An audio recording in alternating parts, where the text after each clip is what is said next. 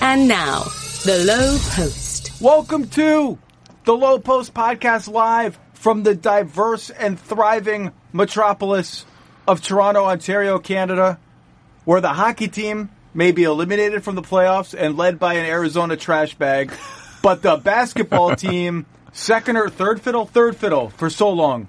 Third, maybe the Argos? Depends on how the Jays are doing, but right now second can trail to third. Is 2 wins away from the NBA Finals after a very impressive home taking care of business that I frankly did not see coming. And there's one playoff series going on. That's it. There's only one series. We should discuss the series. We should discuss this series hardcore. We should not discuss nonsense.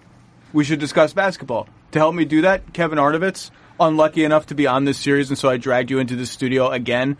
And Bruce Arthur, spokesman for all Canadians on this podcast. It's a lot of responsibility, but I'm ready for it. How are you guys doing?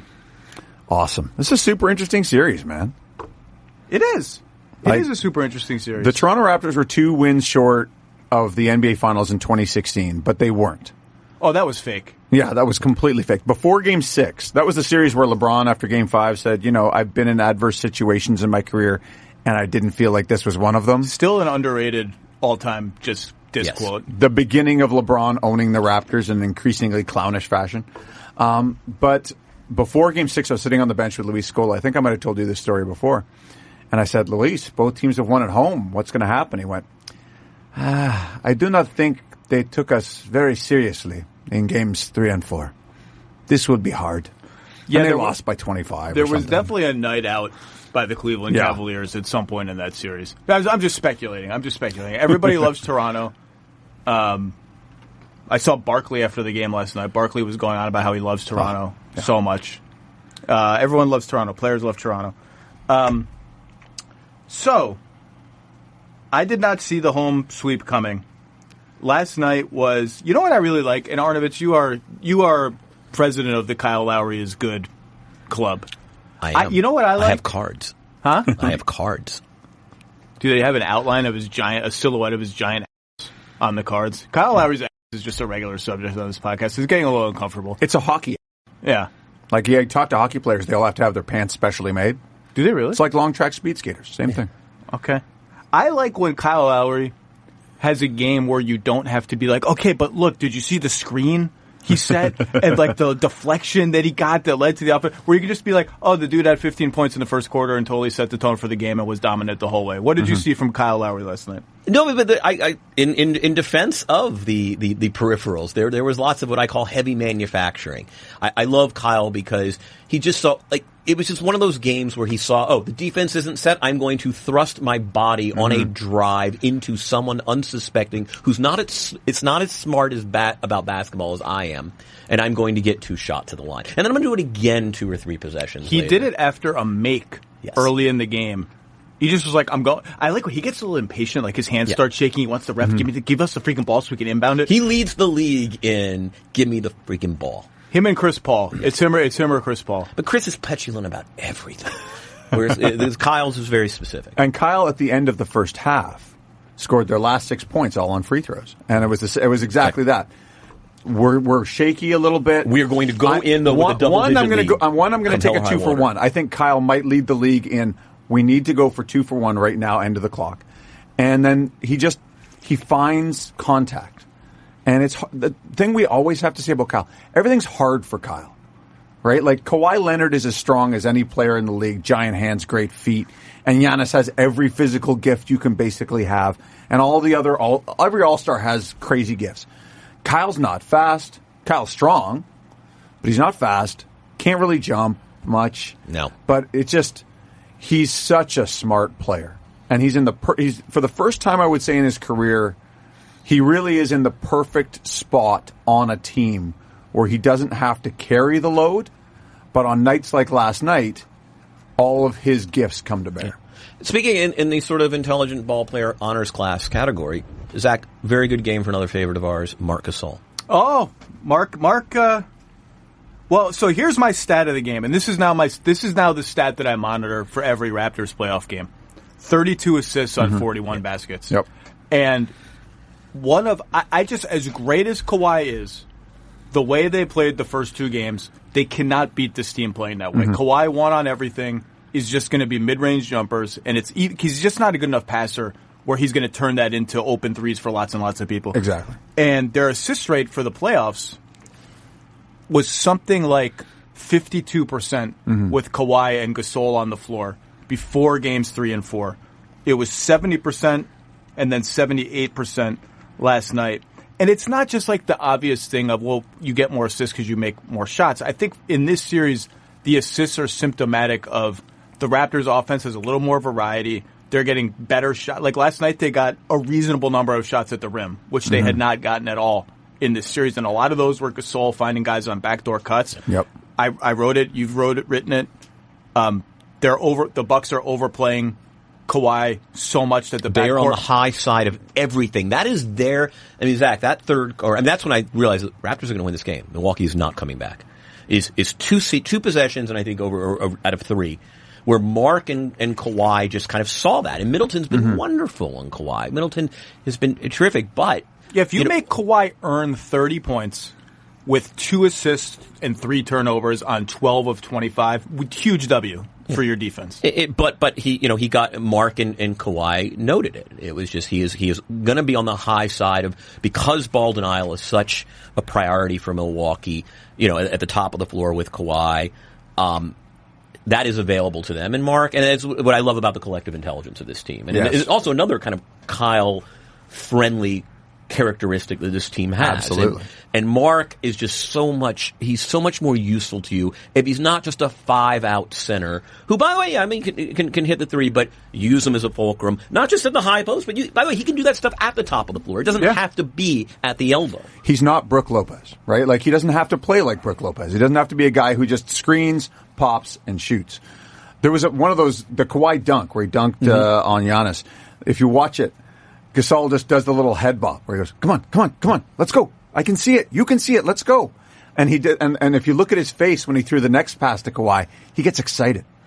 With Gasol, this team was second in the league in assist rate. And that was not 67% assist rate with Mark on the floor. That is not how they played enormous for a lot of the season. But Mark, it's like not only was his passing helpful, but everyone else went, hey, passing's fun. And that's also one of the reasons why they were the best 3-point shooting team in the league once Mark got there, because the ball started to move, and you got to help on Kawhi, and Pascal's a problem, and guys got hot, but still, like, it was such a great way to play with the defense at the back of it. And this was there haven't been a lot of games in the playoffs where they've played like that. Yeah, it works in this way as well. You have 2 sides of the floor. And so you have the Kawhi gravity side of the floor. And then you have what I call kind of their finesse side of the floor, which is, and you can do 2-sided actions. You can, because frankly, things are going to be a little less congested on that second side, because Kawhi is just commanding so much attention, and rightly so. You're crazy if you don't use that second side. You've got really skilled ball players over there. By the way, like Gasol's getting good dribble handoff action with Norm Powell. Like that's Norm working. Made a 3. Yes. Norm made a 3 on a dribble handoff where I just thought it was the 2 because I thought Norm would, and I watched the replay. I was like, oh my God, he just hit an off the dribble 3 off a handoff. Okay, Norm. Well, Norm very quietly a 39% 3-point shooter this year. Like, all of a sudden, I did not know that. Like, Norm got going this year. He just didn't play that much. He's still a bit of a mystery. He does this every playoffs. Almost every playoffs, there's 1 to 2 Norm Powell games. There was a game against Game 5 against Milwaukee. There was a Game 7 against Indiana. And, like, last night, he didn't actually shoot that well, but he was a threat to shoot. One of the reasons their assist rate had cratered in the playoffs is no one was making shots. Like, nobody. Like, Kyle, think about this. In Game 1, Kyle is their only player to have what is for him an above-average offensive game. And it's way above average. But nobody else did. And they were 3 minutes from winning the game. I got to give them a lot of credit, because when they lost Game 1, I tweeted it, you tweeted it. We both felt like, ooh, they let one get away. Yes. And you don't get to let one get away against a team this good. And they felt that way too. And you mentioned Norm. Ibaka was sensational last night. Van Vliet, I think, was 5 of 6, finally rediscovered his shot. I think Nick Nurse, people have nitpicked his end-of-game play calling, which is a lot about just having Kawhi on your team. Sure.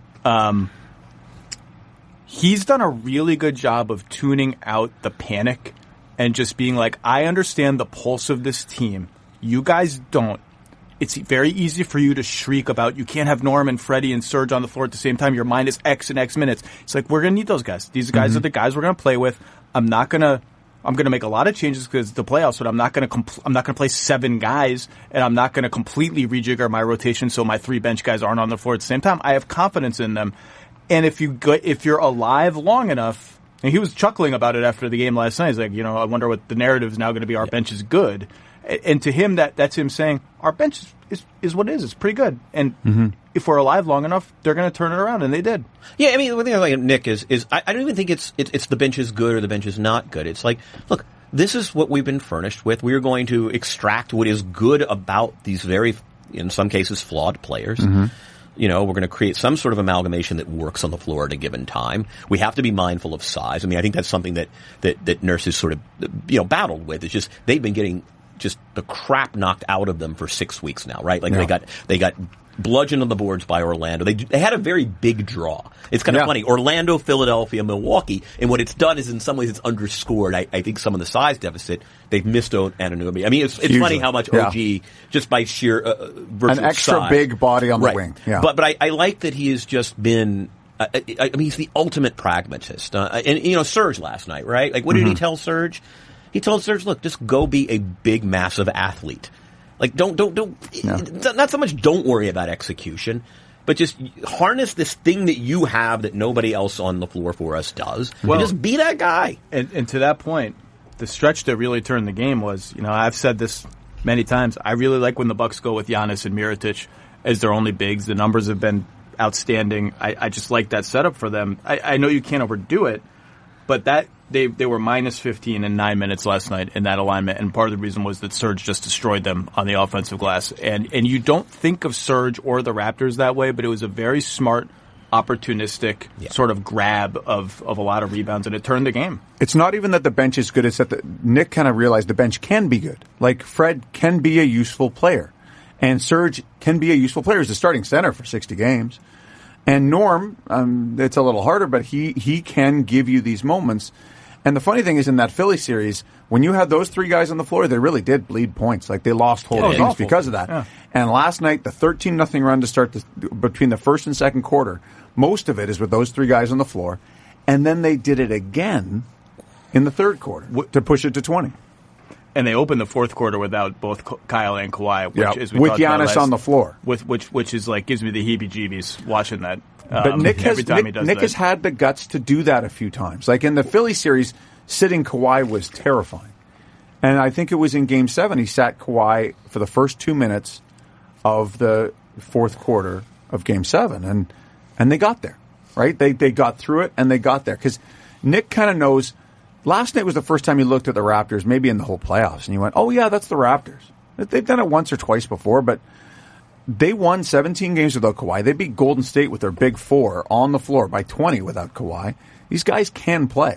It's just against Philly, things fell apart because the matchups were really tough. Philly really was huge. Yeah, Philly's a funny sui generis difficult matchup team. for a lot of teams, and it is, and Nick got that question after Game 3 about identity, and because it's just we're so far gone from what we thought the Raptors were when I landed here on April 11th. God, has it been 6 weeks? They're just. The thing is, the personnel hasn't changed. I don't think they're running the same stuff. Yeah. They've adapted certain defensive schemes, but the other hand, it's like, wow, just in terms of sheer identity and what we know about this team, it just doesn't get actualized on the floor all that often. Nick was asked about their identity during the Philly series, and he boiled it down to defend like hell, trust the pass, and that's about it. And that's where it was interesting. They had to go to Kawhi at such a level. He took 39 shots in Game 7 against Philly. His usage rate was something like 48%. They had to go to that because other guys just, the confidence was gone or matchups were bad or whatever it was. Danny's lost. Norm's lost. Kyle's thumb is hurt. Mark's confidence goes up and down. Yeah, Kyle's got the oven mitt on still. Yeah, no, Kyle's thumb is not good. But last night, again, great Kyle game. Wonderful Kyle game. At some point, Nick just had to hope that enough guys were going to show up. And now when you look at the series, game to game, this stuff doesn't carry. Every game is different. When I look at this series, this is the Philly series all over again. First 4 games of the Philly series, Toronto blew them out once, Philly blew Toronto out once. And there were 2 defensive rock fights that both teams could have said, we let that one get away. And that's what this series has been. Yeah, I was talking about this with someone on the Raptors last night. In the mania surrounding Game 7 and the 4-bounce shot, which is, there should be mania around that. And now we've already moved on to, this is a 2-2 series. That Game 4 shot that Kawhi hit over Embiid my gosh. In Philadelphia is really, you almost forget that 2 weeks ago, I mean, they're on the brink of going down 3-1. Now, they have home court, so you're down 3-1, you still have a shot. But that felt, before that shot went in, that felt like this is, we're inches away from the is Kawhi leaving thing taking over the airwaves and the season being totally on the brink. Well, and Game 2 was the same thing that Game 1 was in this series. Oh, they let that one get away. They shouldn't have let that go. And then they got blown out. Let's talk about the other side of the point guard equation. The Bucks and the Sixers made for a really interesting contrast to me all season because the Sixers are in almost Daryl Morey-like talent acquisition mode. Like, I don't just, for the pieces, do they fit? Whatever. We have like all these top 20 players. We're going to put them together. But one guy can't shoot. One guy's a big center. One guy wants to run. One guy's Jimmy Butler. He's mad at a lot of people. And we're going to put them all together. Whereas the Bucks are like, we have one super duper guy and we're going to fit everyone around him. It's going to be very cozy. It all makes a lot of sense. And I wish they had met in the playoffs because the contrast of the team building philosophies is very interesting. But the big question about the Bucks was, and I think part of the reason why they were underestimated by lots of people, I mean, I picked the Raptors to make the finals before the playoffs over the Bucks in the conference finals,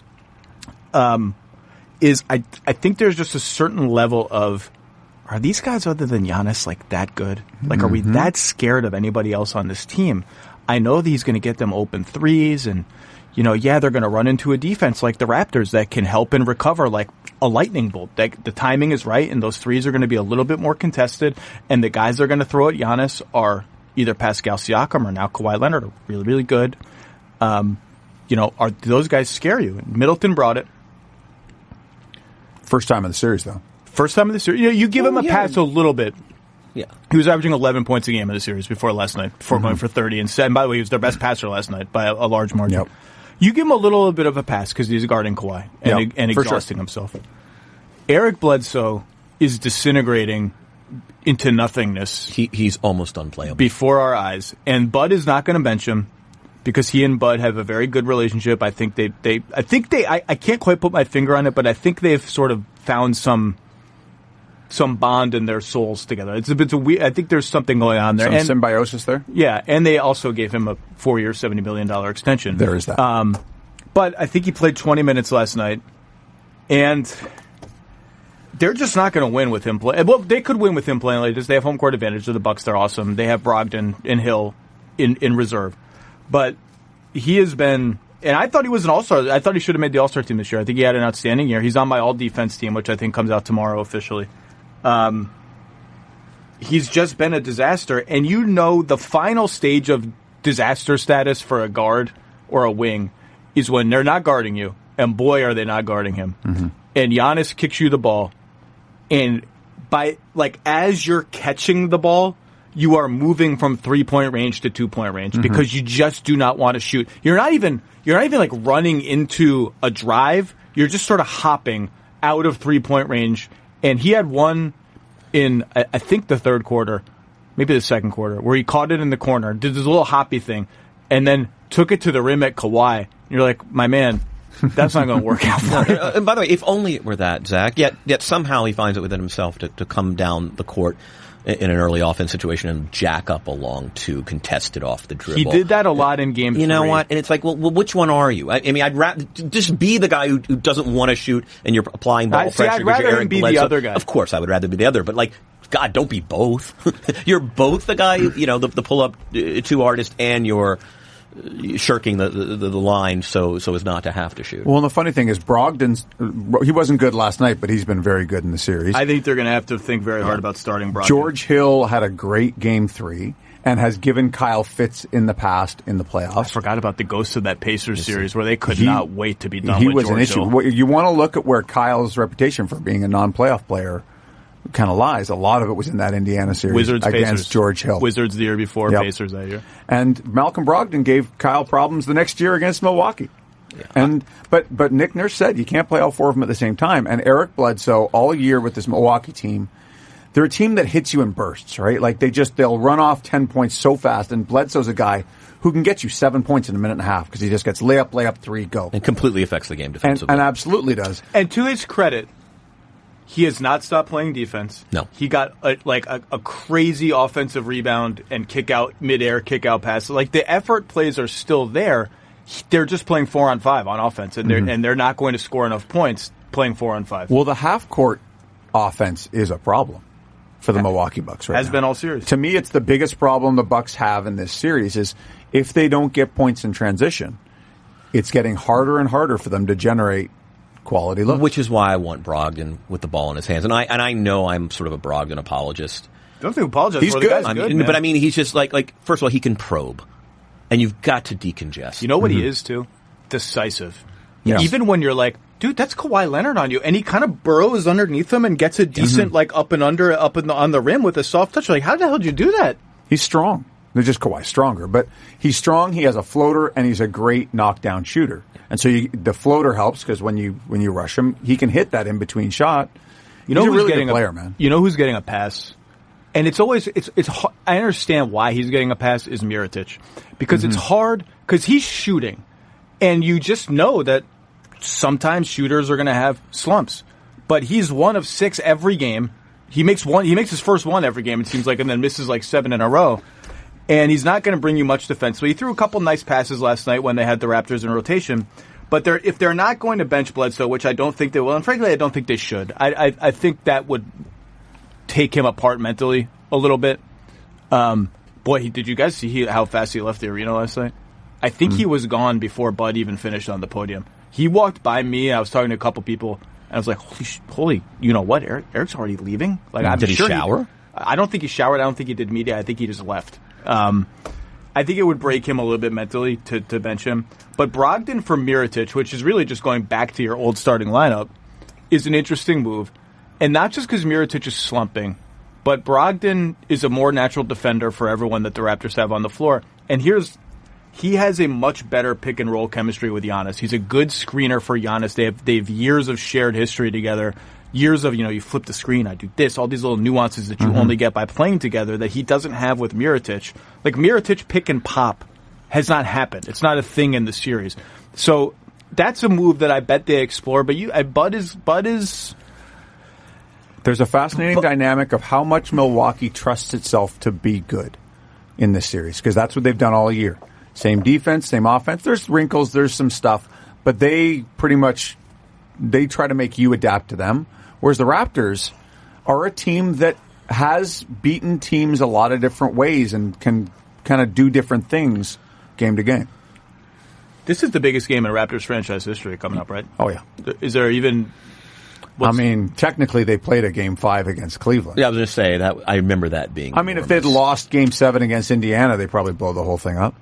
That could have happened. Yeah, but that's I agree. That's a first round series. But this is someone's going to face elimination after this game, and if it's the Milwaukee Bucks coming back to Toronto, then the Raptors are somewhere they've never been.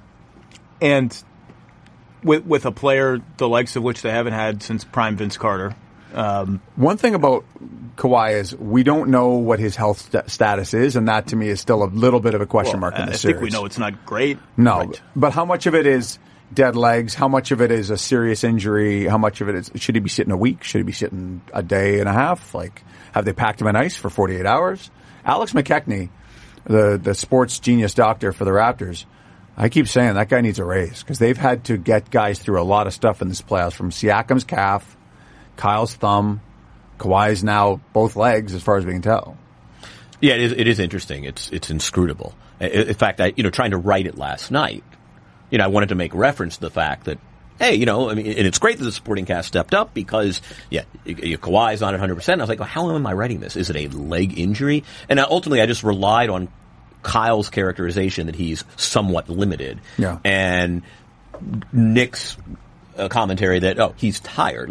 Because I was like, we don't have a diagnosis, and I hate writing about injuries speculatively. All you can say is that he's limping with semi-regularity. But he's kind of like a waddler anyway. Yeah, Kyle's always waddling. It's not an extreme. Someone on the record said limited, right? I think that was Kyle. Player That was Kyle. Was that he used the word limited? Yeah. Well, and he was taking every second possession off. Sometimes there was one time where a ball got kicked out to Kawhi at the three-point line. He was standing flat-footed like he was watching a bus go by, because he just wasn't part of that possession. So I think an underrated part of last night's game was Kyle getting hot early.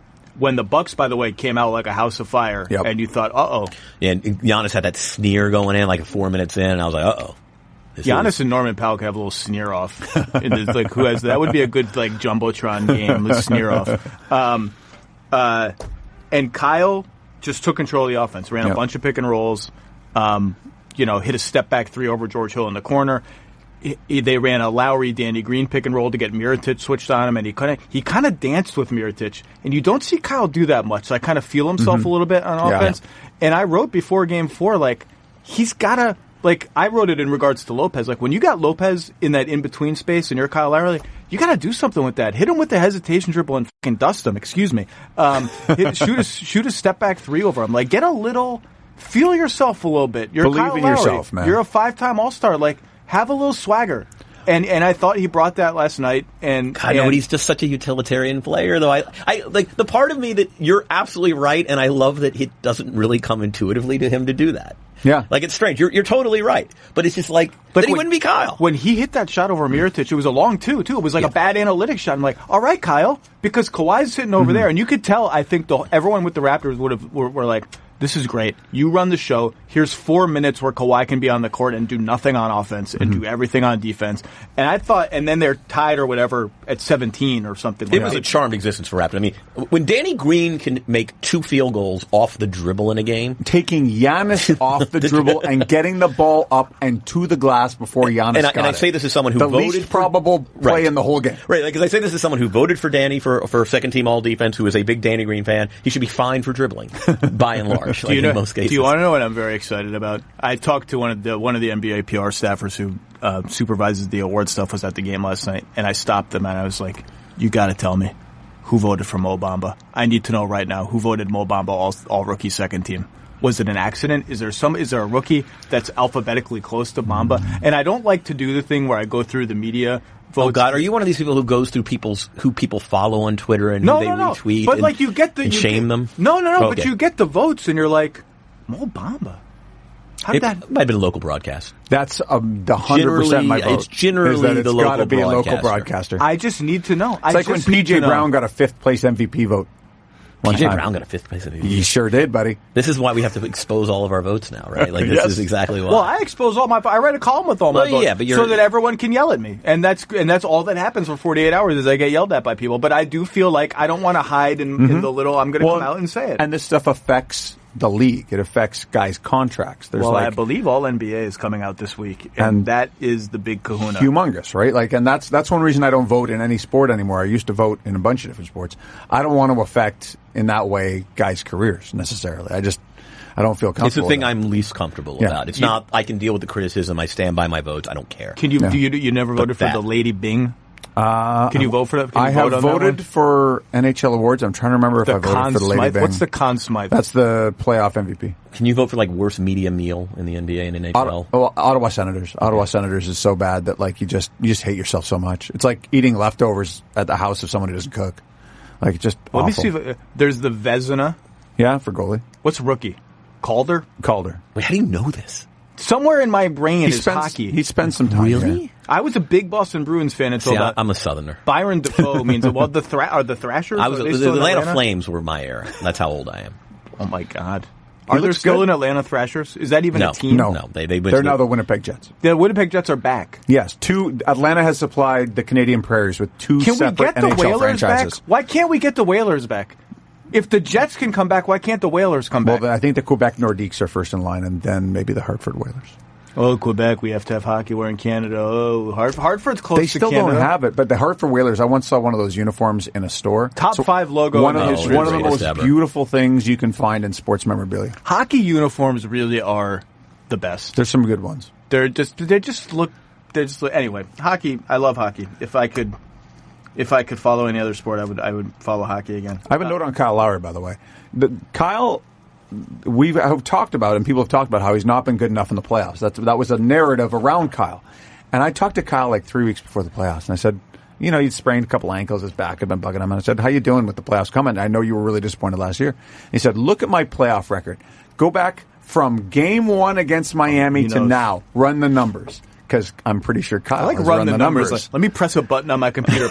Run the numbers. And if you run the numbers, they're superb. Oh, and by the way, and I did this for that feature I did in terms of just even the plus. He is, other than like 1 year where he was merely average relative to his teammate starters, he has been exceptional. Now, we all know that plus minus can be noisy. Yes, sure. absolutely. And we also have a lot of evidence, including continuing this season in a different locale, that DeMar DeRozan as the number 1 option in a lineup is bad. It's real bad. So, that some of the plus minus was Kyle's on the bench and these other lineups are bad. True, but I also I'm somebody who's small sample plus minus, selective plus minus. But I think when a guy it is so consistent over the course, situationally, I don't doubt that it's real. I don't doubt that it's real. Kyle's a really good player. I think it is fair though to say you can't make no shots. You can't have 2 games every playoffs where you make no shots. Well, he does that. He does that every playoffs. He does one of those per series. I do, and that's just Kyle. But I think that's a fair. If you're a star player, if you're an All NBA player, if you're counted on to carry some load, even if it's like an 18.6 assist, 5 rebound, fly around like a bowling ball, hitting things. You just can't make no shots in any game.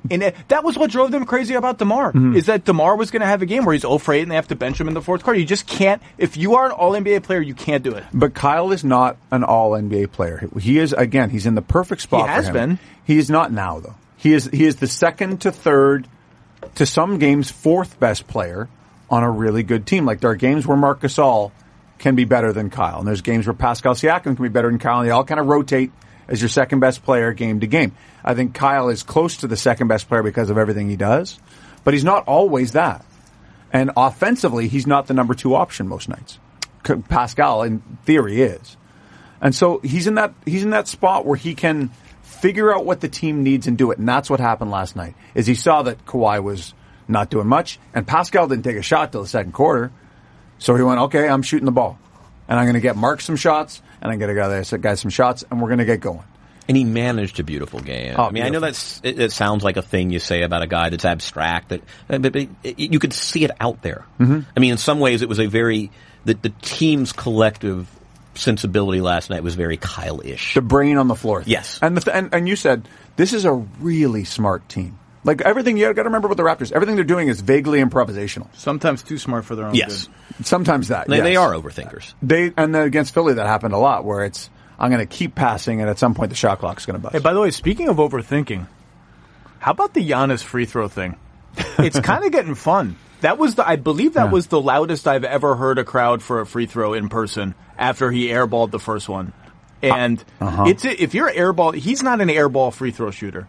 It's in his head a little bit. And here for the series, he was over 70 this season, right? Yeah. Well, for the series, Milwaukee is 88 of 121 at the line, and the Raptors are 81 of 98. So they've taken significantly fewer free throws, but essentially made as many. And on the margins, that matters. Like on the margins, they're shooting 83%, and the Bucks are shooting 73%. Speaking of on the margins, here are 2 other numbers that are very important to consider.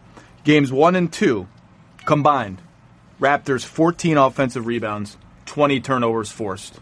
Games 3 and 4, Raptors 18 offensive rebounds. Okay, so that's not much more. 33 turnovers forced. To win this series, they have to win the possession game, which the Bucks make it very hard to do because they don't give you offensive rebounds and they don't turn the ball over. But the Raptors force a decent amount of turnovers, and they're going to have to scrounge.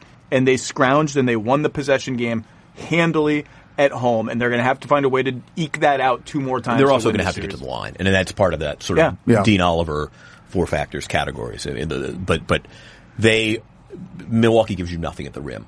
You're going to just have to take things on the way. I mean, that's what I loved about what Kyle and both Kawhi did last night. Kawhi got it. Yeah. Like, Kawhi's not as dynamic. He's not going to be as dynamic for the rest of the playoffs. His health clearly has been compromised. But what he can do is get to the line. He bashes his way through. One thing they did really well, and again, they're such an intuitive team and an improvisational team that I wonder if it just was a coincidence.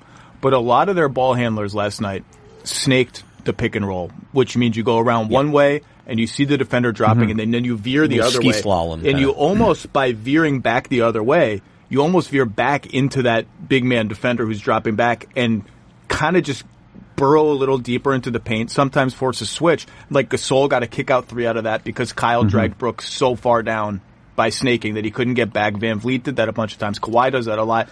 It seemed to get the Bucks more scrunched into the paint. And the Raptors understood, okay, they're pretty scrunched. Let's kick it out and start moving the ball, and we can move it ahead of them. I don't know if that was on purpose, but I noticed that a lot last night. I don't think this team has a lot of accidents in how they attack things. Like, Marc Gasol is a next-level basketball intellect, and so is Kyle. And so is Kawhi in his own way. He's not a great passer, but he's a very smart player. Pascal's still figuring out how basketball works, but he's a very smart player for that. Yeah, I think his intuition's very good. Brainy. Like Fred VanVleet, Danny Green.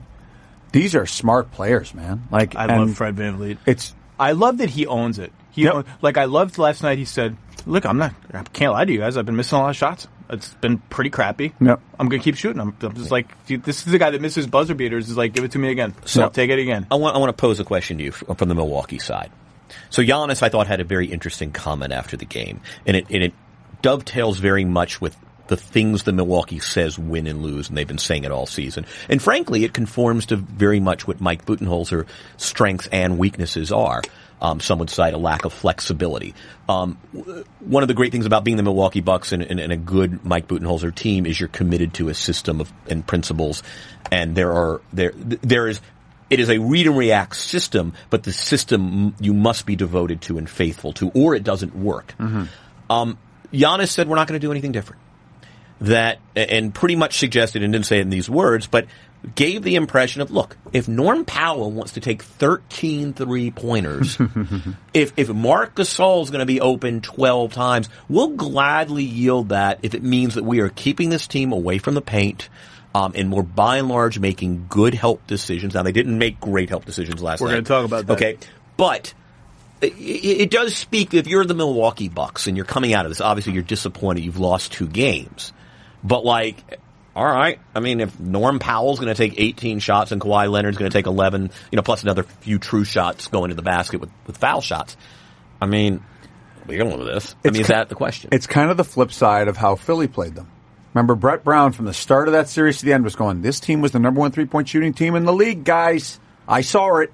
He says, saw her. It's great. I love Brett. I've said before, Brett Brown's accent and manner of speaking, if he got a group of my friends together and said, we're going to rob a bank and here's how we're going to do it, I would be like, I'm ready. Let's go. Like, I'm ready to go. But he was terrified of that the whole series. And so even as Kawhi was operating at historic levels for the first 4 games, they said, we're not going to send too many guys. We're going to guard them as much one-on-one as we can. We're going to see what we can do. And Milwaukee's going the other way. Milwaukee's saying, Kawhi's going to have to go through 2 to 3 guys to get to the rim. And when we put Giannis on him, he has trouble with pull-up jumpers, especially if his legs aren't good. All you other guys got to beat us. And the Raptors, the idea was you got enough guys to do that. And they're going to find out if they do. So I think you just brought up the point I wanted to make sure we get to before we get out of here and head to the Cream City. Beautiful Milwaukee, Is Wisconsin. that what it's called? I think that's Milwaukee's the Cream City, right? That's why they have cream on their uniforms. They're the Cream City. That's the thing. So. Last night, this is an interesting moment for the Bucks because they lost. Detroit was a non-series. This whole season was just good times USA for them, just rolling over everybody. Boston, they lose game 1. I don't think they really, when they said all that same stuff after that game, we're not going to change anything. I think they knew this team can't beat us. Yeah. Like we're gonna, and once we hit them, they're gonna crack, and they cracked amid a hail of terrible Kyrie Irving shots.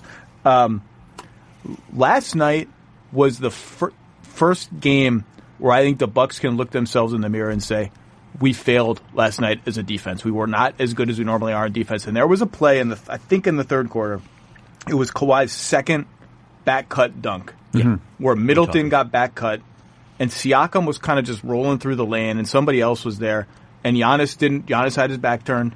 The other help defender Mirotic, I think, had his back turned, and Kawhi got an and one. I think it was an and one, and Middleton turned and snapped at Giannis and Mirotic, like, where the hell were you guys? What's going on? And that, to me, was a culmination of they had a bad transition defense game. Like, remember, you mentioned Norm Powell, and one of the things that he does is he just gets out and runs. Remember, he had that and one where they kind of horse-collared him? Yeah. And that was after a George Hill three, where George Hill missed. Just kind of watched this three. Giannis just kind of hung around half court doing nothing, and the Raptors got a 3-on-1 that they did not earn. Milwaukee gave it to them. And there were a bunch of like Bledsoe had a couple of bad gambles really early in the game, going for steals. He had no chance to get it, and the Raptors punished him with threes. It was the first time where I think the Bucks kind of broke apart a little bit. And when Middleton snapped at Mirotic and Giannis, I thought, okay, now they're in a place they haven't. Now, I'm not making a big deal of it. Oh, no, but they're in a place they haven't been yet, and now they're here, and they're going to have to look. They're going to have to respond. I will say this about the Raptors. As new as they are, Marcus All played 26 games in the regular season. He's up to about half a season of work with these guys. Kawhi in and out, Kyle in and out. They have been tested. Like, the game one against Orlando wasn't a test. They knew they were better than those guys. The whole adjustment in game two was, we should play hard. Let's try that. Yeah. Hey, that worked. But against Philly, that was a tough series, and game 4 was a tough game. And game 7 was a tough game. And one thing Pascal Siakam said last night, the beauty of this team is we're still figuring out who we are. We're still growing game to game. We're still learning new things about ourselves. And they've been tested more than Milwaukee has. And Milwaukee, the other thing, and I don't overrate this, but they don't have a lot of guys who have been here. They got George Hill. They got Pau Gasol on a cart. Like, that's it. I mean, I still really like Milwaukee. They're really good. And I still... Let's be clear. Yeah. The odds say they're an overwhelming favorite to win this series. They have 2 games at home. They've been great at home. They will play better at home. They've now been pushed to a spot where, frankly, I didn't think Toronto would get both these games. I didn't think we would be in this spot, and I didn't think it would come in the manner that it came last night. But go ahead. You said you're... I think there's a prescription. I do believe in systems. I think theirs is very good, and I think they have the personnel to service it. I believe in their staff, and I just think Giannis is still... I mean, I think he's a vicious animal, and he's going to, he's going to unleash that anger in very unpalatable ways to Toronto and Milwaukee. The one thing and it's not fair to say this because he played 44 minutes in Game 3. Now it was an overtime game. But I kind of want, like, when the Bucks are down 8 or Toronto's come back to tie or the first quarter is, like, not going well for them, and Giannis comes out at the 5:30 mark or whatever, like he always does. Every time that happens, like Ilyasova comes in and then Mirotic, or then they go whatever they go. Then Brook comes back in and takes out Giannis. Every time that happens at the halfway point of the first quarter, I'm like, I want a game where Bud is like, we're going balls out. You're playing 46 minutes tonight, and I'm deciding that now. And I know that's coaches like Steve Kerr, for all the crap we give him, has been, I think, validated in his spread the wealth. Bud is the same way. There's just part of me that's like, man, it's so early to take him out. I kind of want to see them say, this is the moment now for us. Yeah, we're playing you 45. If not 45, if not at the 5:30, maybe hold them till 2 or 2.5, right? Like, I think there are ways to extend that bar on Popcorn Machine. A little bit longer. Popcorn Machine is a wonderful site that if you want to see indispensable. If you like to study rotations and what coaches are thinking, it's a wonderful tool. But I'm with you. I don't know that that's going to happen. I don't think it's not fundamentally that guy. Well, and maybe I think again they're fresh at the end of games.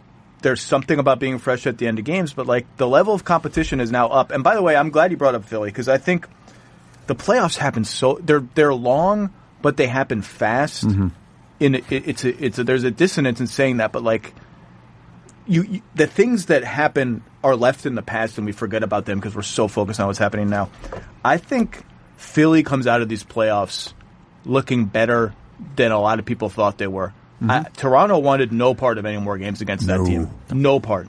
Utah, like, they're big, they're nasty, they're physical, and for all the stuff I brought about, do they fit? And this guy, like, there is just something unpleasant about being like, every dude on the floor is awesome and has supernova level talents, and there's no like Mirotic is a good player, but it's not like supernova. Like even he's not JJ Redick as a shooter. I think Philly comes out of this obviously they're facing a very important offseason with Jimmy and Tobias and Redick all going. But for all the fit flaws that we all nitpick about that team, it's a damn good team. And they push this Raptors team to the limit. There are 3 very, very good teams in this conference, and we're one of them. Yeah. And to circle back, the Raptors are 2 wins away from being able to tell Kawhi Leonard, we made the finals. Mm-hmm. We made the finals. Boston is breaking apart maybe. Philly's got some big decisions to make. And the team that everyone anointed the heir apparent, the dynasty in the making, after they won 2 home games, like what you're supposed to do, we just beat them. Not only that, but I'm willing to bet Masai will say to Kawhi, I could have made this team even better at the deadline. I would have gone all in at the deadline if I'd known you were staying. We can still go. We can still go bigger than this. Like, there's all kinds of stuff that gets unlocked if you convince Kawhi to stay, obviously. But for the fact that they got a 34-year-old center and a 33-year-old point guard, and there were moments in this playoffs where it looked like there was no one else on the team wanted to play, this is a very good team. And that exactly what you just said. That's why. So I said I picked the Raptors to make the finals before the playoffs, and I picked the Bucks to win this series. So I'm win or lose either way. And the reason I picked, the ESPN makes us make picks. Well, no, I went full Windhorst. I went full Windhorst this year. So I flip flopped because I said on TV I'm picking the Raptors to make the finals, but then you get these emails like, okay, we need your picks for Raptors-Bucks, and I was like, the Philly series made me lose a little faith in Toronto because it didn't look like anybody but Kawhi was ready. They had games where they played 6 guys. And that made me nervous. And the way they've rebounded to win these 2 games at home is really impressive. And I think, again, even more respect to Philly and how hard they pushed them. But I want to just see Mill. I mean, so I'm very fond of both of these teams. I mean, at the end of the day, what we do here is I feel like people, you hate my team, I love my team. I'm like, look, I'm a theater critic. I go and I watch these productions and these performances. I study these organizations and these players, and the ones that entertain me and inspire me because of the way they work or the system is sensible. I give favorable reviews and whatever. I love both of these teams. Like this is one of my favorite Eastern Conference Finals matchups ever in any sport. And I just the Bucks. I kind of want to. I'm ready to see a great Bucks performance. I've watched so much of their basketball this year, and it infuriated me last night, even though I had no rooting interest, to watch Middleton foul a guy 75 feet from the basket. Not with 3 just any seconds guy left. though.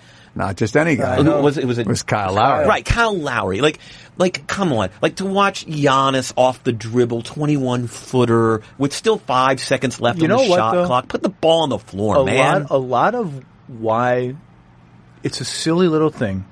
But when the Bucks look invincible, when they're like, oh man, no one's going to beat them, a lot of it is because Giannis makes 2 or 3 pull-up threes in a game.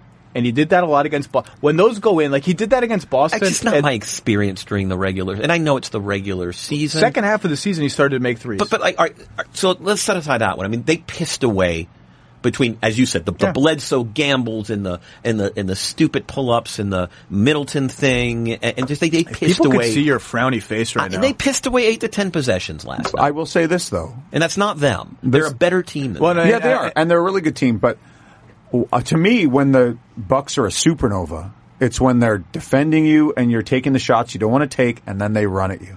And they run it right down your throat. They have 3-point shooters running the corners, and Giannis going to the rim, and it's devastating. That's where Eric Bledsoe gets going. And by the way, I feel like they pulled back a couple of times last night.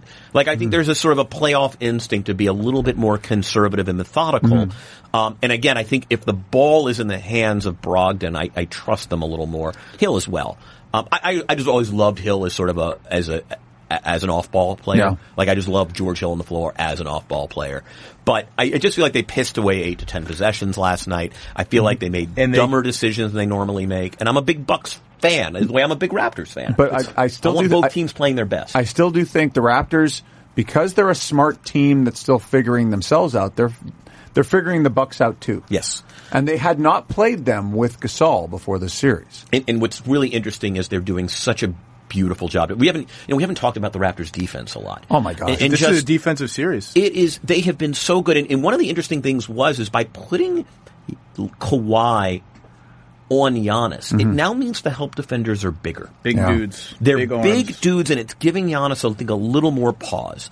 And, I mean, again, underrated, and I can't believe we've gotten this far. The Raptors' half-court defensive plan has been executed to perfection. This has been an exceptionally well-coached series, and they've just it's been good to see. Also, and I think, and I can't believe I'm saying this. Oh, I can and I can't. Like, I don't think there's a player in the NBA who's comfortable with Kawhi Leonard within 2 feet of him. I just don't think there is. I don't think there's anyone who likes that feeling. He just induces discomfort. And I don't. Well, he takes the ball. And I think there might. Yeah, that's the thing. I think there might be. I don't know. Are there 2 guys in the league who do that to Giannis?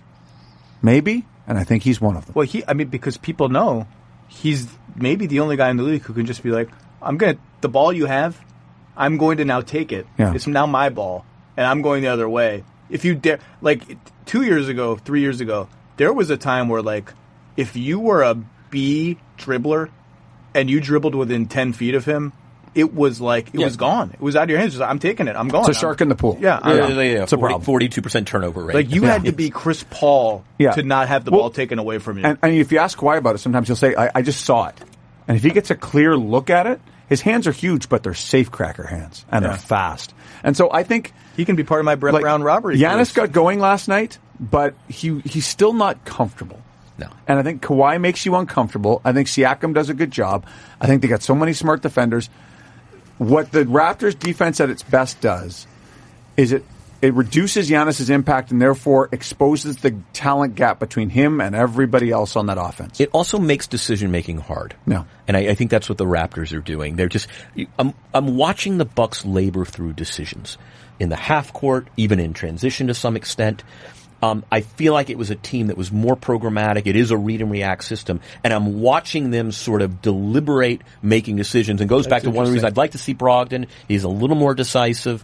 I just think the Raptors are forcing them into bad, just not even bad decisions, slower decision making. Yep. We'll see. There's a big if this series went 12 games, there's a big Giannis game coming, and there's a big Mirotic game coming. There's a Mirotic 6 of 8 from 3 game, but it doesn't go 12. It goes 7, and they're running out of time to have the big Mirotic game. All their coaches are like, at some point he's going to hit 5. I don't care when. Well, like, when is it going to happen? Brook Lopez had his game. Malcolm Brogdon and George Hill had their games.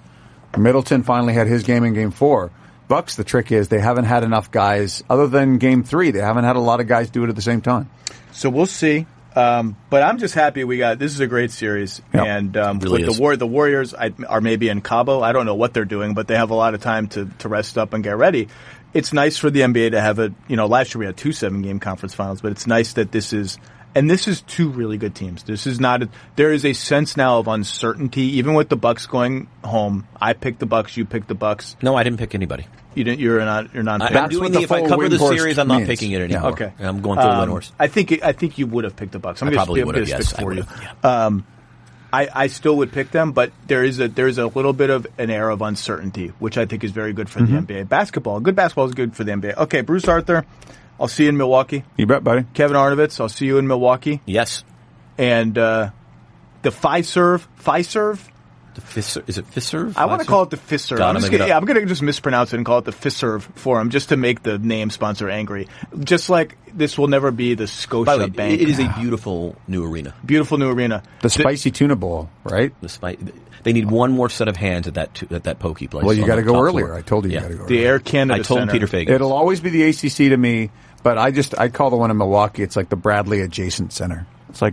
Right, I like the crumbling remains of the Bradley Center. I hope they just All right. I'll see you guys there. Thanks for your time. And Game 5 awaits. Yep.